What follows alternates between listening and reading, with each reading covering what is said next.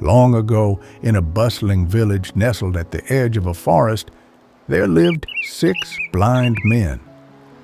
Despite their inability to see, they were known for their wisdom and curiosity.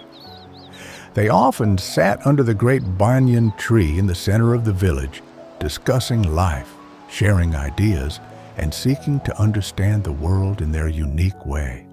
One day, a merchant arrived in the village with an elephant. This was no ordinary event. The villagers had never seen such a creature before. Crowds gathered, marveling at the size and majesty of the elephant. The 6 blind men, hearing the commotion, grew curious. "What is all this excitement about?" one of them asked a passerby. "A merchant has brought an elephant to the village. It's a marvelous creature," replied the villager. The blind men, intrigued by the idea of such an animal, decided they must experience it for themselves. "We may not see it, but surely we can touch it and learn what an elephant is," they agreed. With the help of some kind villagers, they approached the elephant, eager to discover its nature. As they stood around the elephant, the merchant smiled and said, "Go ahead. Touch it, feel it, understand it." The first blind man stepped forward and reached out. His hands landed on the elephant's trunk. He ran his fingers along its length, feeling its smooth, muscular surface. "Ah," he declared confidently, "an elephant is like a snake, long, flexible, and wriggling." The second blind man chuckled as he reached out to touch the elephant's leg. Wrapping his arms around it, he said, "You're mistaken, my friend. The elephant is like a tree, thick, strong, and immovable." The third blind man, touching the elephant's side, shook his head. "Both of you are wrong. It's clear that an elephant is like a wall, broad, solid, and sturdy." The fourth blind man reached up and touched the elephant's ear. He laughed and said, "What nonsense! The elephant is like a fan, soft, flat, and it moves when you touch it."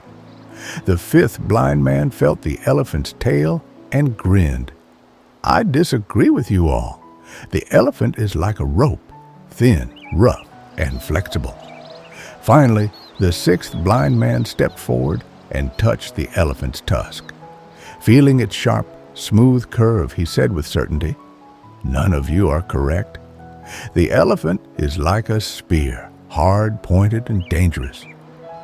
With each man convinced of his own truth, they began to argue. "You're wrong," shouted one. "No, I am right," replied another. Their voices rose, and the once curious discussion turned into a heated debate. As their quarrel grew louder, a wise man passing by stopped to observe. Curious about their argument, he approached and asked, "What seems to be the problem?" The blind men explained their disagreement, each passionately defending his perspective of what the elephant was like. The wise man listened patiently, nodding thoughtfully.